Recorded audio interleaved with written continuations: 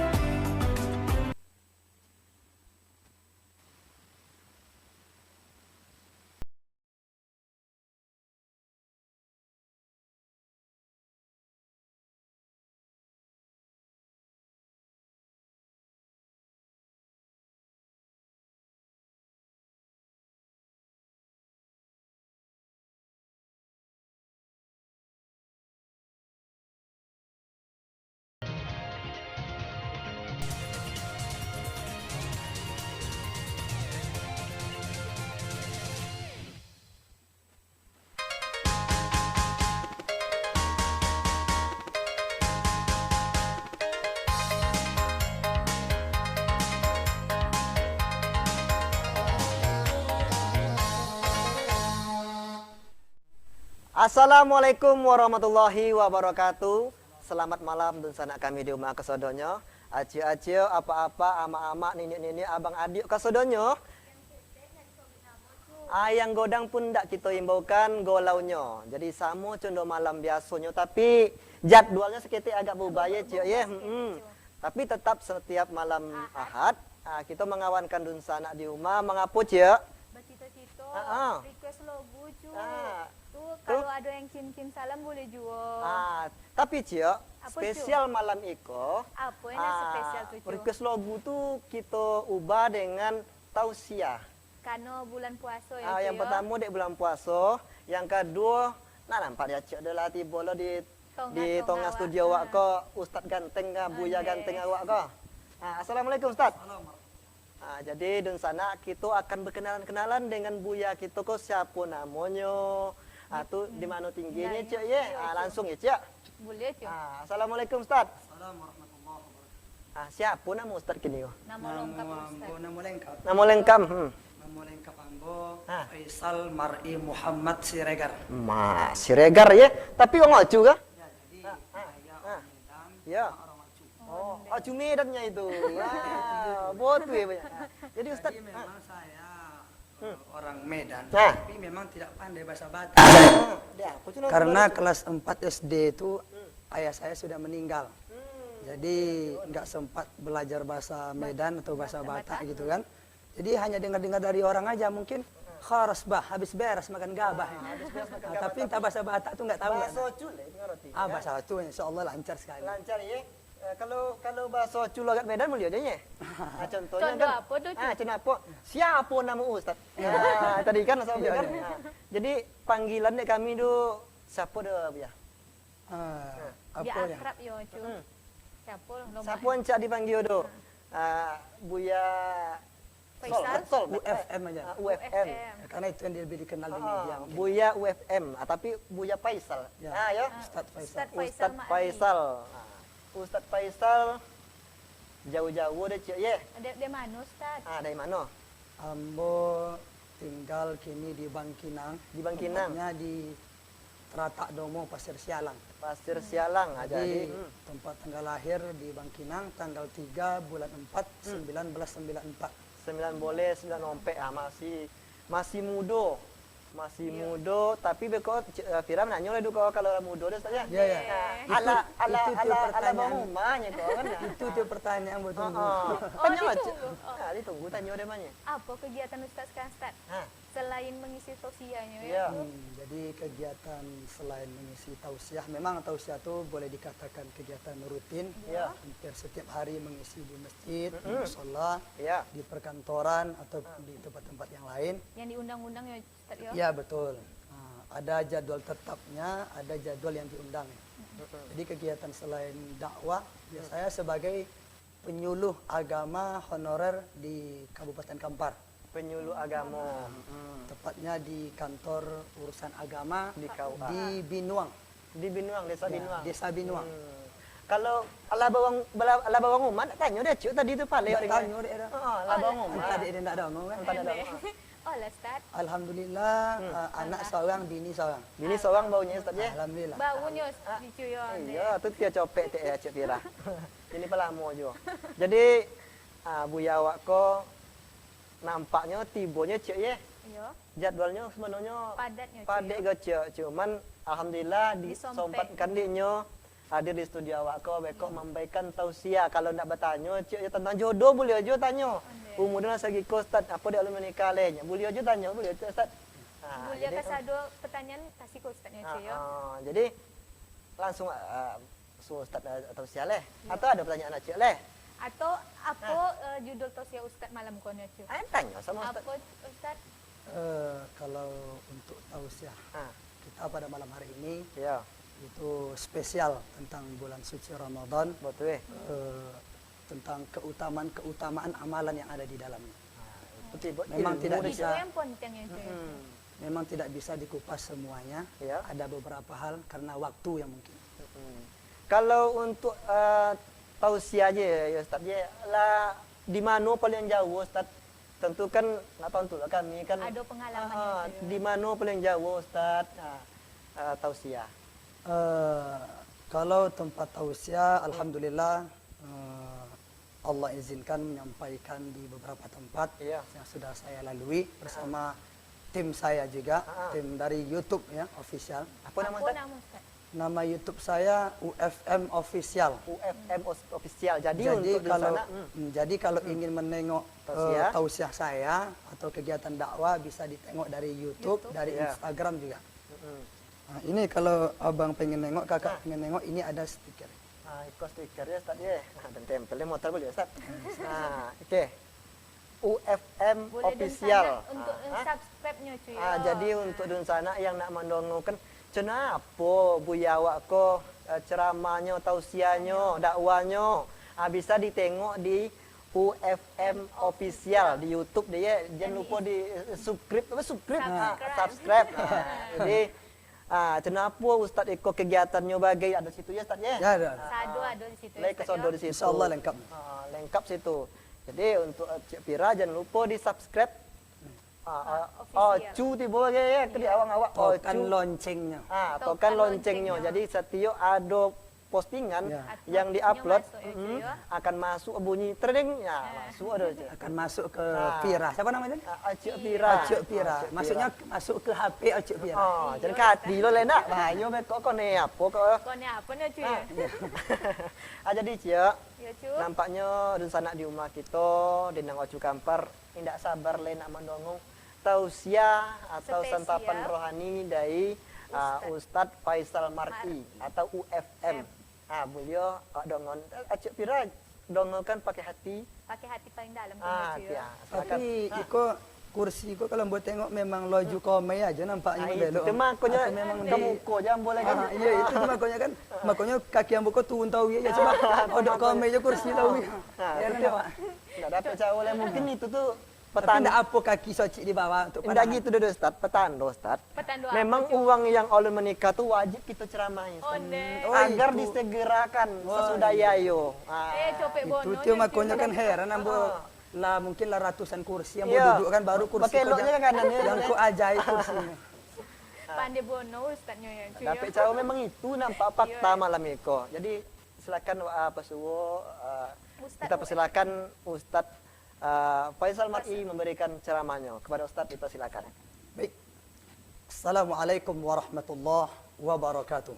Waalaikumsalam warahmatullahi wabarakatuh. Bersyukur kepada Allah dengan mengucapkan Alhamdulillahi Rabbil Alamin atas segala curahan nikmat yang Allah berikan kepada kita semua.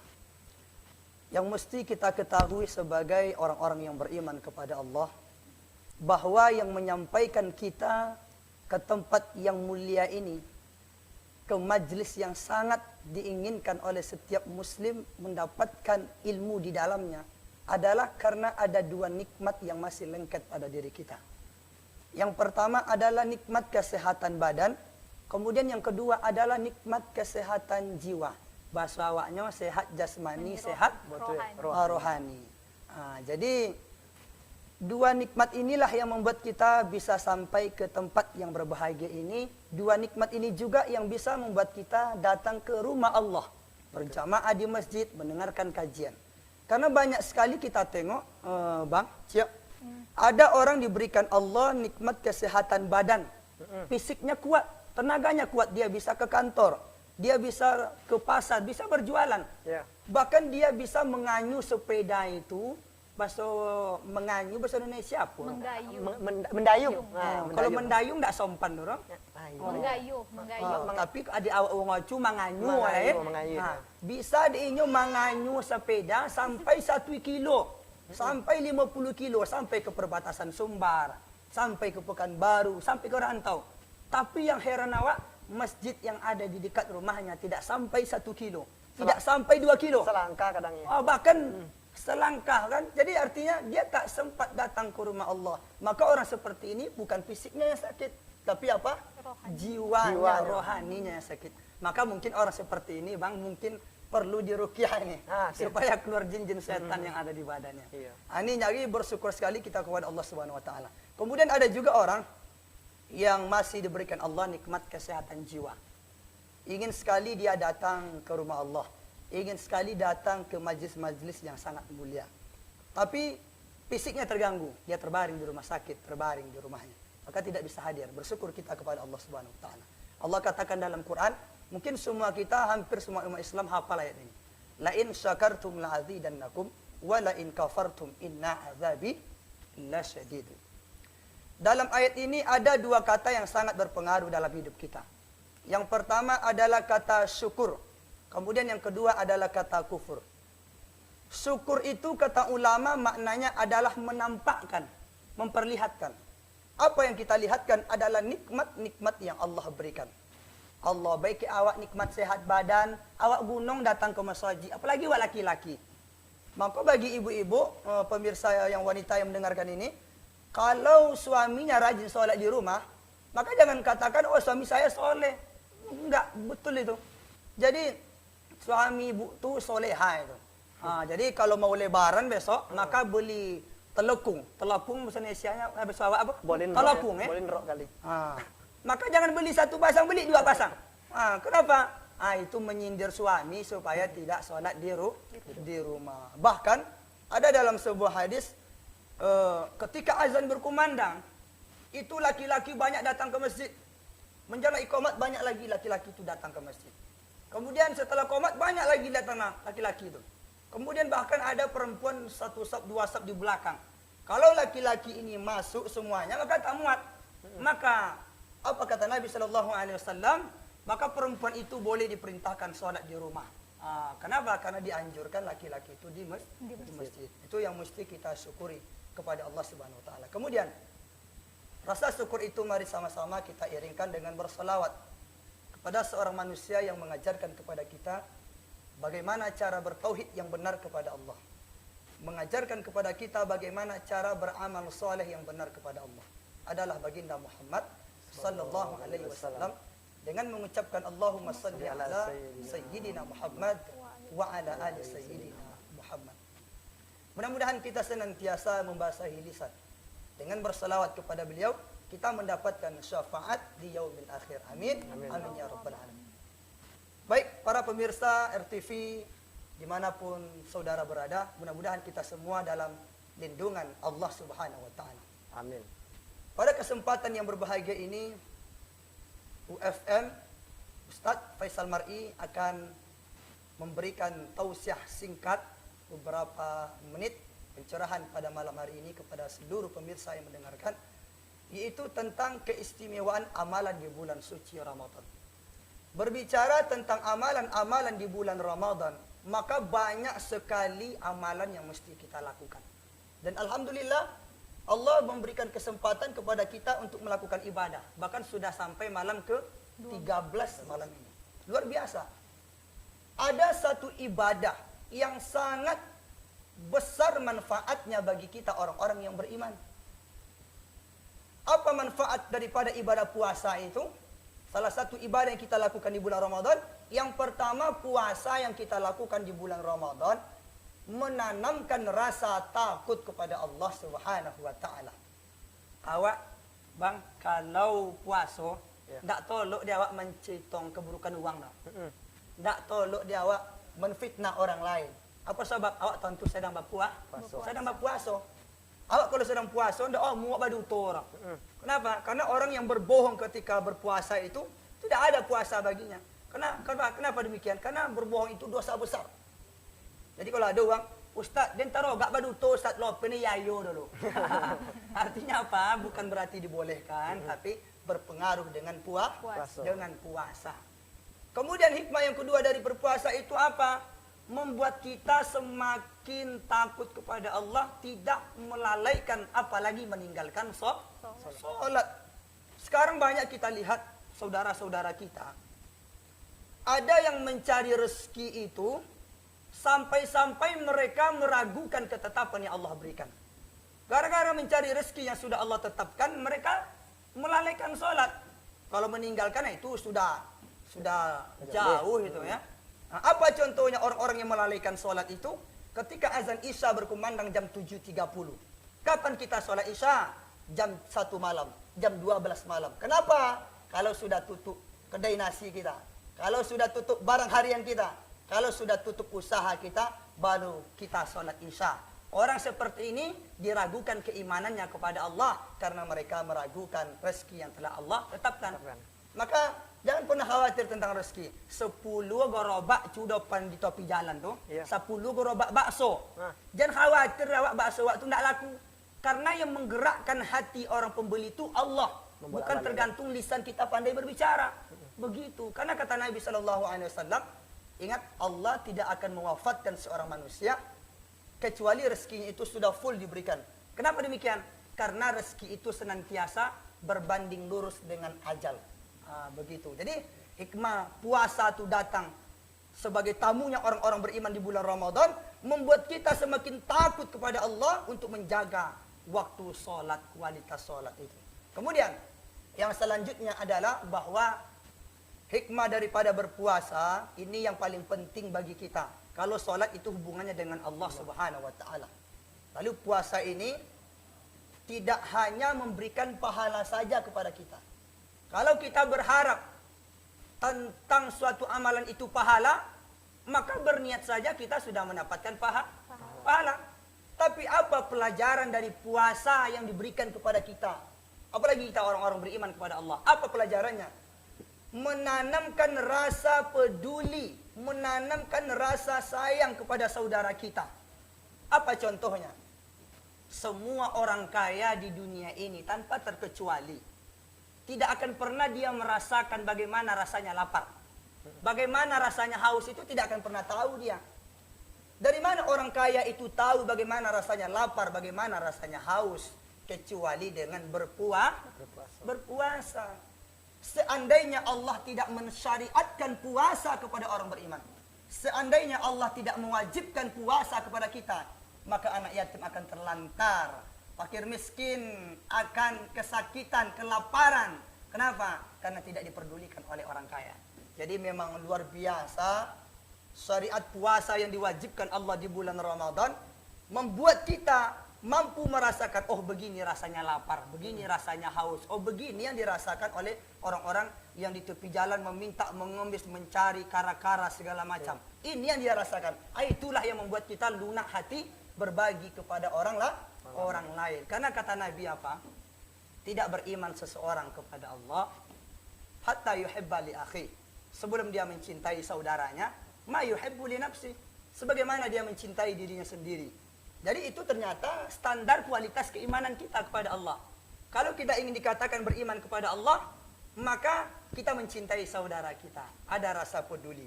Lalu kalau kita kaitkan dengan hadis Nabi yang disebutkan dalam kitab Sahih Muslim itu, man fattara sa'iman kana lahu mithlu ajri. Barang siapa yang memberikan perbukaan kepada orang yang berpuasa, maka dia mendapatkan pahala sama seperti orang yang berpuasa.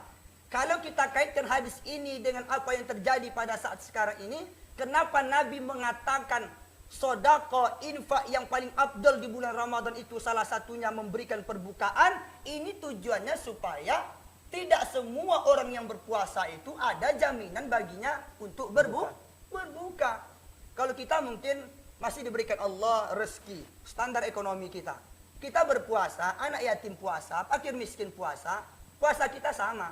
Tapi ada perbedaan di situ. Apa perbedaannya? Kalau kita puasa, ada yang kita makan ketika berbuka. Karena mungkin kita kasih uang belanja kepada istri kita. Kita ada yang dimasak di rumah, ada makanan. Ada jaminan bagi kita untuk makan ketika berbuka. Tapi orang miskin, tidak ada jaminan baginya apa yang dia makan. Maka inilah Nabi mengatakan bahwa man fattara sa'iman kana lahu mislu ajri. Memberikan perbukaan kepada orang berpuasa sama pahalanya. Itu jadi sedekah yang paling afdal di bulan Ramadan itu ya banyak yang kita lakukan. Karena sedekah yang paling afdal itu di bulan Ramadan, apakah memberikan perbukaan? Ya tentu sebelum kita memberikan kepada orang lain, tentu kita tengok dulu keluarga kita. Karena banyak kita tengok sekarang kalau masalah berbagi ini, mereka tak paham standarnya apa gitu. Siapa yang mesti terlebih dahulu kita berikan bantuan. Banyak kita tengok, maaf cakap, ketika mereka ingin mendapatkan kekuasaan, ingin mendapatkan kedudukan. Ketika orang minta bantuan, lalu mereka mengatakan, oh saya 10 juta, oh saya 15 juta.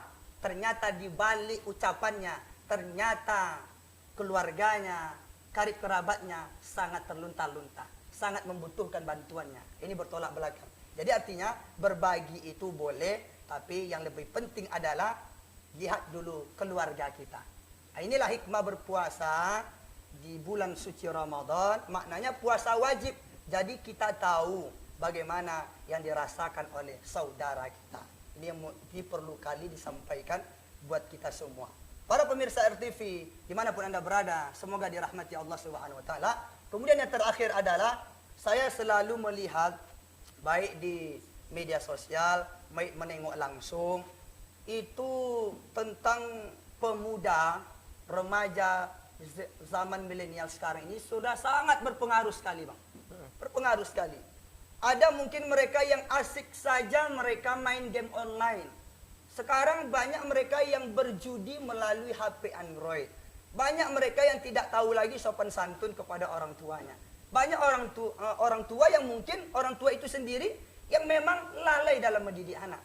Maka hati-hati kita dalam zaman sekarang ini, apalagi tentang pemuda, itu yang akan menjadi jaminan menengok warna cerahnya kabupaten, provinsi, negara itu dari pemuda. Maka mesti ada penjagaan yang ketat, terutama tentu dari orang tua. Jangan nanti apapun yang diminta anak kita kasih. Mak minta itu, mak minta ini diberikan. Tanpa ada pengawasan, ini bahaya sekali. Sangat berbahaya sekali. Jangan bangga kita memiliki banyak anak. Banyak anak kadang sampai selunsin, Mak. Ada laki-laki 4 orang, 5 orang. Jangan bangga kita. Kita tinggalkan bahkan harta warisan begitu banyak. Sawit 100 hektar. Rumah kontrakan 100 pintu. Kebun getah 100 hektar. Jangan bangga kita meninggalkan itu banyak semua kepada anak. Ketika ayahnya meninggal, ketika ibunya meninggal, seorang anak laki-laki dari 4 orang itu tidak bisa menyolatkan orang tuanya dengan solat jenazah. Ini yang kita sayangkan sekali. Maka yang pertama kali yang kita tanamkan di dalam hati seorang anak, apalagi anak-anak milenial sekarang, adalah rasa takut kepada Allah, memahami ad-dinul Islam. Mudah-mudahan bermanfaat. Subhanakallahumma wa bihamdika asyhadu an la ilaha illa anta astaghfiruka wa atubu ilaik. Assalamualaikum warahmatullahi wabarakatuh. Waalaikumsalam warahmatullahi wabarakatuh. Jadi itu tadi Cia, tausiah singkat tibunya dari Ustadz kita. Tapi sebelum kita beko bertanya jawab sama Ustadz, kita putarkanlah dulu lagu Cia. Minta apa sama operator. Oke operator, coba putar video cu. Balik kita di Nagoi Kampar, tentunya di acara kesayangan kita, Dendang Ocu Kampar. Masih bersama Buya kita, Ustadz UFM. UFM dapat tanya kamu Ustadz Eko. Ustadz Faisal Ma'ari. Ande, lah hafal nih nyonya Ustadz. Alhamdulillah. Seketik abu nak tanya Ustadz, tadi tentang puasa ya Ustadz ya. Kalau aku banyak kan kadang Ustadz nyo puasa Ustadz, ya. Tapi tidak semayang noh. Subuh sampai ke maghrib sampai lo ke isya sampai tarawih. Pentingnya puasanya. Kenapa hukumnya sah puasa dong? Ini pertanyaan yang sangat bagus sekali karena kenyataannya memang banyak terjadi dalam kehidupan kita. Yang poin pertama yang mesti kita pahami bahwa syarat diterimanya semua amal ibadah kita itu adalah sholat. Ingin puasa kita diterima, ingin zakat kita diterima, ingin bacaan Quran kita diterima, maka mesti dibenarkan dulu sholat kita. Kalau sholatnya saja tidak benar, maka bagaimana Allah ingin menerima amal lain? Karena amal yang pertama dihisab Allah itu adalah sholat. Jadi orang yang berpuasa tapi dia tidak sholat, maka puasanya mubazir. Mubazir. Sia-sia dia berpuasa itu. Kenapa? Perintah yang pertama saja yang berhubungan kita langsung kepada Allah tentang sholat itu tidak mereka rukun Islam nih Ustadz. Rukun Islam malah. Jadi tentang orang yang berpuasa tapi tidak sholat, maka sadarlah. Apalagi mereka memang sadar meninggalkan. Karena ada juga orang tidak sadar dia meninggalkan, ada juga yang sadar. Yang lebih parah tuh dia sadar berpuasa, sadar dia tidak sholat. Ini yang paling bahaya. Maka kalau orang berpuasa, pertama kali yang ia jaga adalah sholat. Agar syarat diterima semua amal ibadah itu Allah tengok dari sholatnya. Kalau sholatnya baik, Allah tengok amal yang lain. Kalau sholatnya berantakan, tidak bagus, amal lain itu tak akan ditengok Allah. Tapi berarti sia-sia deh sia-sia. Puasa tapi tidak semayang. Puasa mencitung uang oleh. Ya Ustaz ya. Jadi itulah pelajaran puasa itu datang kepada kita, Bang, bahwa puasa itu juga mengajarkan kepada kita untuk menjaga lisan. Betul. Makanya tadi ketika tausiah singkat saya sampaikan, ketika kita berpuasa, kita takut menfitnah orang lain. Kita takut menghibah, menggunjing, atau menjatuhkan, menjelekkan nama baik orang lain. Kenapa? Karena kita sadar sedang berpuasa. Jadi Ustaz, kita menemu juga interaktif di nomor HP di bawah Cia. Bagi anak bertanya-tanya sama Buya kita kok, tapi kalau request lagu kita malam kok ada. Kita khususkan untuk Ramadan bersama Buya milenial kita, Buya UFM. Jadi bagi acik-acik, mama-mama yang ada yang tadarus pulang tadarus cik ya, nampak dia nang Ocu Kampar kan? Beliau di telepon, langsung dia telepon cik, angkat cik. Halo, assalamualaikum. Halo, assalamualaikum. Halo, assalamualaikum. Waalaikumsalam, dengan Ocu siapa di mana? Dengan Ocu siapa di mana? Halo, assalamualaikum, dengan Ocu siapa kah?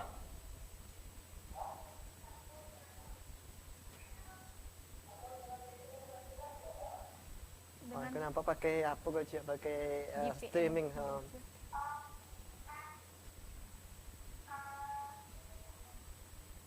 Ini tahu lah. Oh iya. Apanya Cik? Di telepon dari situ apa? Terputih Cik. Itu pakai streaming mungkin lucu. Kalau streaming itu memang agak delay sedikit. Oke Cik. Halo, assalamualaikum. Dengan Ocu siapa di mana? Nyanya. Ocu apa tu nama? Paninyanya. Iya, di Panam sah. Ikut Tahu tahunya. ya. Karena engkau telah memanamkan hatikunya. Deh. Apa kabar, Cu? Alhamdulillah sehat. Buya awak sehat ya, Cu? Aduh. Jadi, Cu, malam iko awak kan tadi lah tausiah Ramadan bersama Buya kita kok. Ada pertanyaan-pertanyaan Cu tentang Ramadan atau apa? Boleh ditanyakan sama Buya awak kok, Cu. Iya. Boleh. Silakan.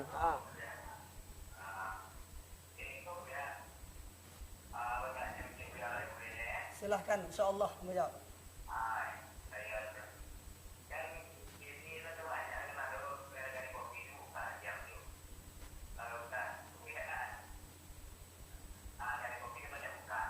Kopi.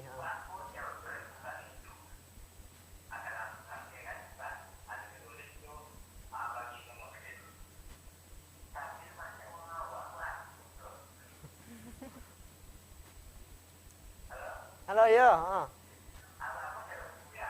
Bapaknya Buyanya. Pertanyaannya, kode kopi banyak buka. Tapi asangko Tapi tulisannya Muslim dilarang masuk, tapi kebanyakan uang awak gitu.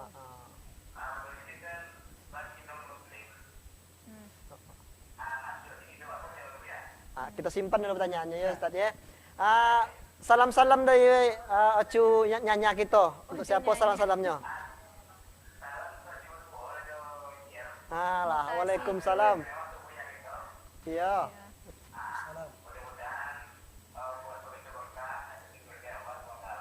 Amin. Amin. Ya Allah. Amin. Iya. Ya makasih ya, Cu. Waalaikumsalam warahmatullahi wabarakatuh. Ambil ulang pertanyaan le, Cu. Kode kopi siang-siang hari banyak yang buka. Keceknya situ yang Muslim tidak masuk. Tapi isinya di situ orang Muslim. Macam apa caranya gak ada, Cu? Jadi, Ustaz. contoh iko go bimbo siapa? Acu ganteng. Bimbo acunya. Acu ganteng. Acu ganteng. Ah. Jadi contoh iko go acu ganteng. Ah. Yang pertama, kalau awak tengok secara kenyataan, bahkan tidak hanya kedai kopi saja, bahkan kedai nasi pun ada dibuka. Nah, itu yang mesti kita ketahui. Kalau kopi ini kan paling menghilangkan haus. Ini nasi bisa membuat dia tidur berjam-jam. Kalau haus itu kan ya paling menghilangkan dahaga. Artinya apa? Kalau dia sudah tahu yang masuk itu kebanyakan umat Islam, kemudian dia buka juga, maka berdosa besar bagi dia. Kenapa? Karena dia sudah tahu yang masuk itu orang Islam. Lalu kita buka peluang baginya untuk memberikan makanan. Gitu. Jadi memang kecuali tempatnya itu di tempat, maaf cakap, di lain orang-orang Muslim. Atau tidak umat Islam yang berkecimpung di situ. Tapi kalau mayoritasnya Muslim, dia buka kedai seperti itu, maka ini tidak benar. Karena akan memancing orang lain akan masuk, kemudian kita pun tahu yang masuk itu Islam. Lalu kita memberikan, ini adalah salah satu dosa jariah. Dosa yang selalu mengalir. Kenapa? Karena kita memberikan makanan, minuman kepada orang yang tidak berpuasa. Dari mana kita tahu dia tidak berpuasa? Dia kan Muslim. Iya. Dari situ kita tahu. Jadi kalau sudah tahu kebanyakan umat Islam masuk ke dalam kedai kita, maka tutup. Kenapa? Karena ini ladang dosa bagi kita. Kalau memang orang itu membutuhkan makanan, minuman, Kasih kan waktu bisa diskusi secara pribadi, kan? Ada Ustaz, ada telepon le, Ustaz. Ya silakan. Kecil. Halo, assalamualaikum. Halo, assalamualaikum. Waalaikumsalam warahmatullahi. Tak putih, Cik. Jadi itu tibonya tadi. Intinya mungkin dari pemerintah tempat lagi aja ya, Buya ya. Oke, Cik. Halo, assalamualaikum. Halo, assalamualaikum. Dengan Ocu siapa kok di mana? Ocu Izol? Inol? Ocu Inul Daratista kok. Di mana, Cu? Perbatasan mana kok? Imbo Panjang. Apa yang pada nyobi? Oh, Cinul di Imbo Panjang. Ada pertanyaan kepada Buya Wak, Cinul? Silakan, Cu. Ya, Pak.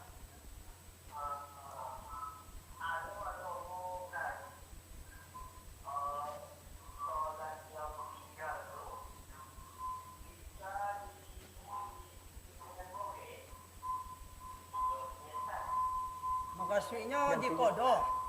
Diganti boy.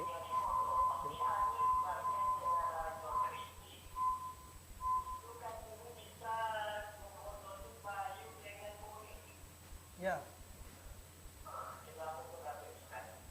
Baik. Jadi tentang masalah sholat di qadha atau bisa diganti bokotonya acu izul ya. Inul, Bisa Dinul. ditukar dengan beras ya. Boy. Jadi memang Pak Izul, kalau saya secara pribadi dengan ilmu yang saya pelajari, saya memang tidak setuju kalau sholat itu di qadha. Kenapa demikian? Karena ini menyangkut masalah kita dengan Allah Subhanahu wa taala. Setahu saya yang di qadha itu ya puasa, karena dalilnya jelas. Fidyah ya. Dalilnya jelas gitu.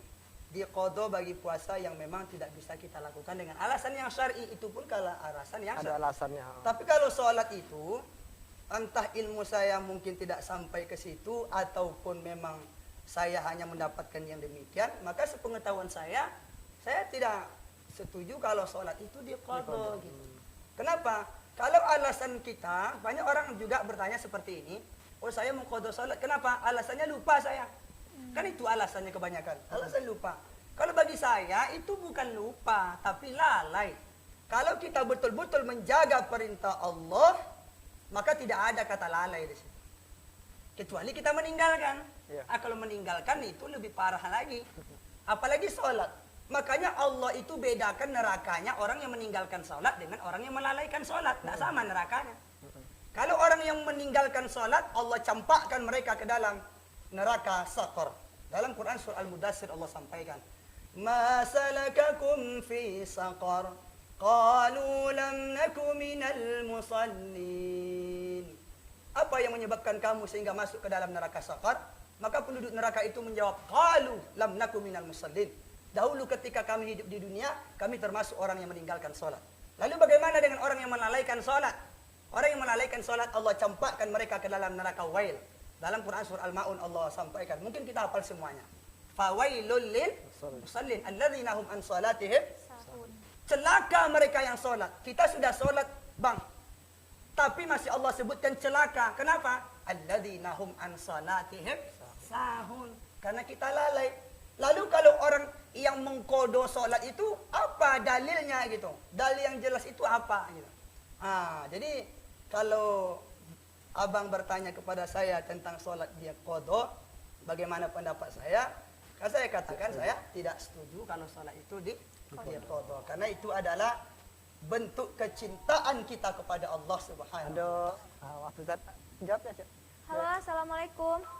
Kata Putri. Putri. Ada lagi. Masih ada, Cik. Halo, Oke, Cik. assalamualaikum. Halo, assalamualaikum. Dengan Ocu siapa di mana? Ocu Qadir. Suhar siapa, Cu? Ocu Suhardelis itu penyanyi, Cik. Apa kabar, Cu? Di mana kini Ocu di rumah kini kah?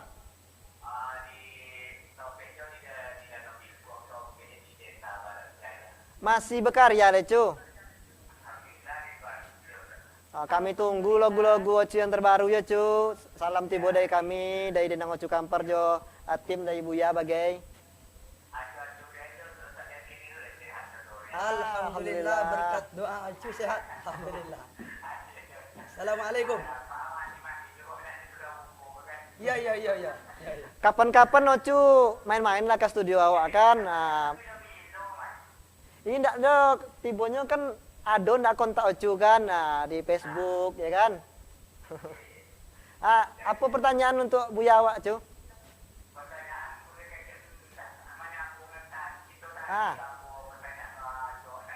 Apa tuh cu?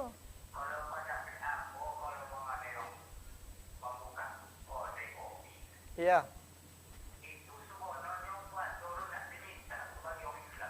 Mm-mm.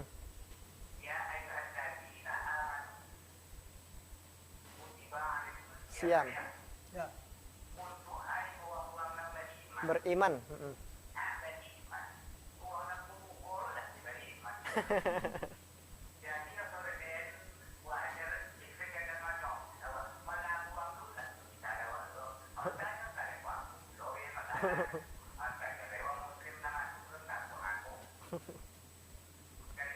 Iya. Menyambung tadi. Ya, jadi contoh iko go Pak. Ya, jadi contoh iko.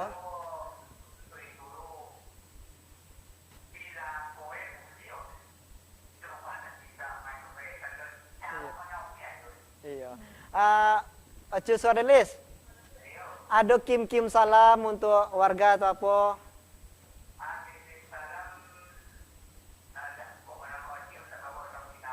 Oh.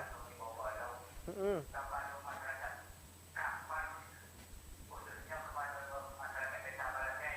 Ya. Mm-mm. Ah. Mm-mm. Iya, iya. Makasih banyak, Cu. Waalaikumsalam warahmatullahi wabarakatuh. Itu salah satu seniman kamparnya, Cia, Acu Suardelis. Tanggapan Pak Buya? Baik, saya menanggapi pendapat Acu Suardelis, Ya. salah satu seniman kampar. Jadi memang yang berpuasa itu adalah orang-orang yang beriman, betul. Karena Allah awali dengan kata ya ayyuhalladzina amanu. Tidak semua panggilan itu diawali dengan ya ayyuhalladzina amanu. Kenapa diawali Allah dengan kalimat ya ayyuhalladzina amanu, wahai orang-orang beriman?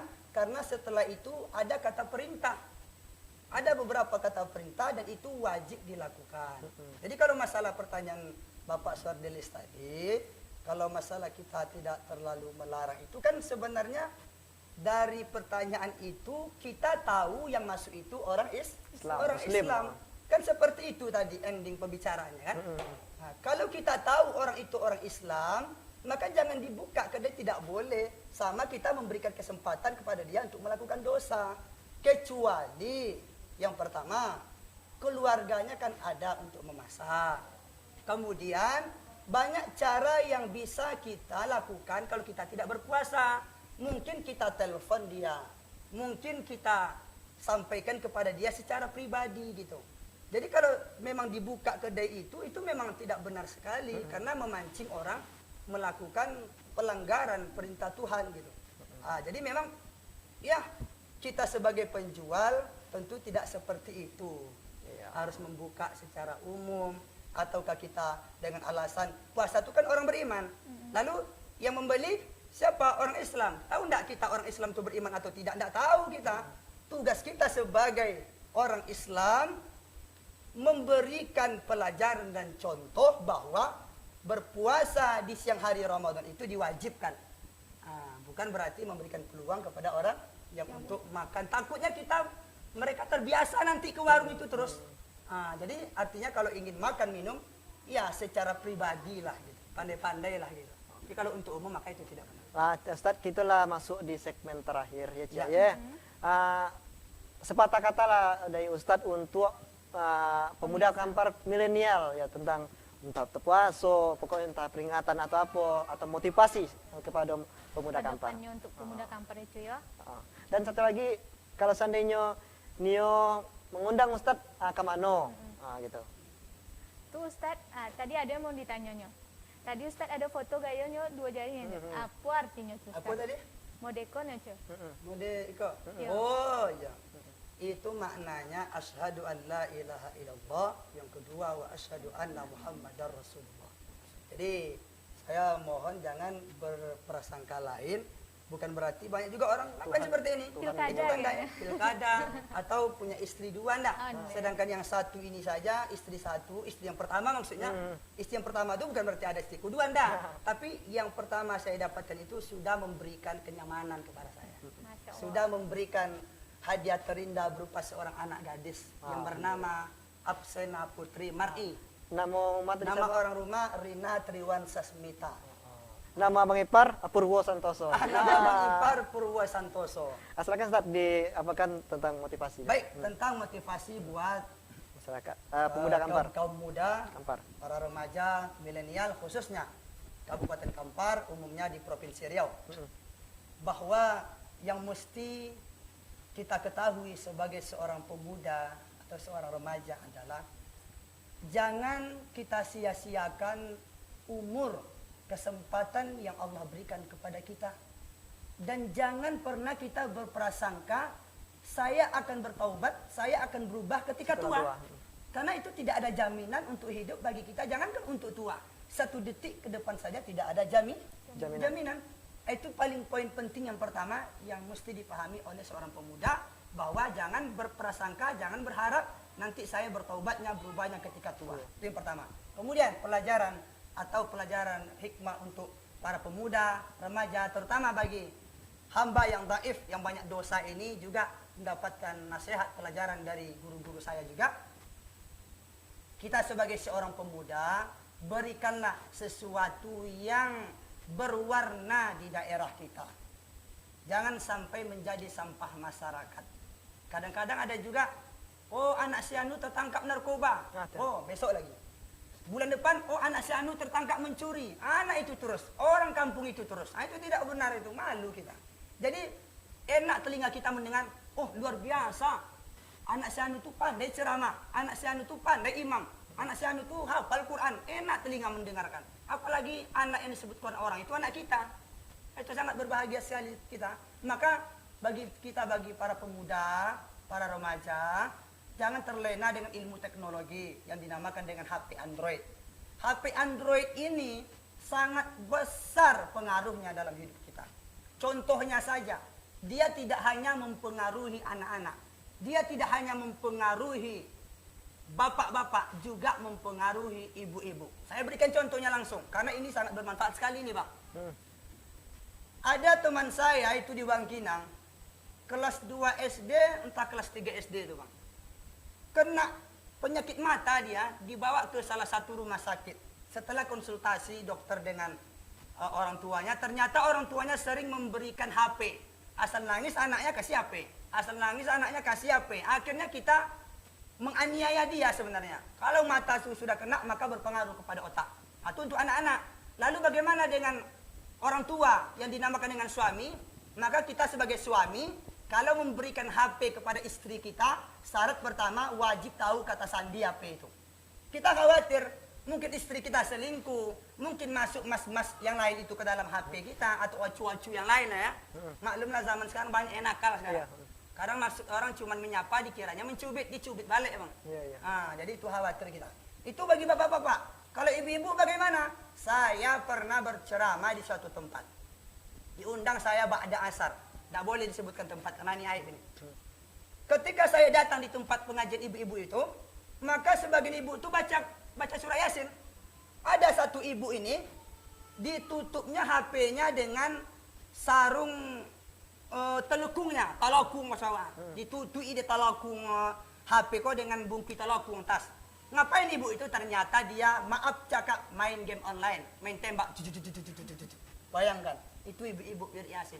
Begitulah pengaruhnya ilmu teknologi, apalagi kita seorang pemuda. Gunakan energi yang kuat, gunakan kesempatan yang luar biasa, gunakan kepintaran kita untuk memberikan warna di daerah kita, terutama pada keluarga kita. Berikan yang terbaik kepada keluarga kita, berikan yang terbaik kepada adik kita, kepada orang lain, terutama kepada orang yang senantiasa berjumpa dengan kita. Berikan contoh dan mereka pun akan memberikan contoh kepada orang lain. Jadi bagi seorang pemuda, pesannya adalah jangan terlena dengan kemewahan, dengan keindahan dunia. Kalau itu semata-mata membuat kita jauh dari Allah Subhanahu wa Ta'ala. Karena HP itu bukan berarti dilarang. Banyak aplikasi yang bermanfaat di situ. YouTube misalkan, ini pemuda luar biasa.